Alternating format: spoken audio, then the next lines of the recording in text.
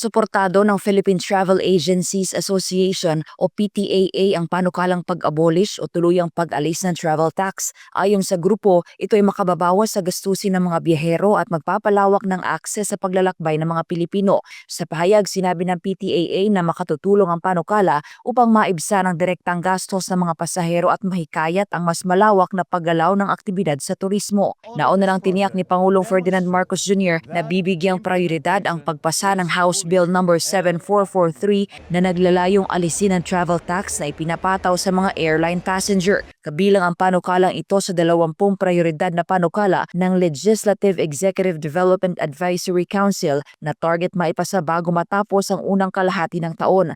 Gayunman, binatikos ng PTAA ang kasalukuyang polisiya ng Bureau of Internal Revenue o BIR na nag-aatas sa mga travel agency na maging collecting agent kaugnay ng travel tax. Ayon sa grupo, nagdudulot ito ng dagdag na komplikasyon sa operasyon at karagdagang gastusing administratibo sa mga ahensya. May mga pagkakataon kasi umanong nalalagay sa alanganin ang mga ito dahil sa posibleng kakulangan o pagkakaiba sa komputasyon at reconciliation. Bagamat suportado nila ang panukala, iginit ng PTAA ang kahalagahan ng malinaw na plano at tuloy-tuloy na pondo para sa mga ahensyang umaasa sa koleksyon nito. Binanggit ng grupo ang National Commission for Culture and the Arts at Tourism Education and Skills Development Authority na umaasa sa travel tax revenues. Anila mahalagang matiyak kung saan kukunin ang kapalit na pondo upang hindi maapektuhan ang pangangalaga sa kultura, pagsasanay sa mga manggagawa sa turismo at pangmatagalang competitive ng industriya ng turismo sa bansa. Para sa Diyos at Pilipinas, kumahal Angel Pastor, SMNI News.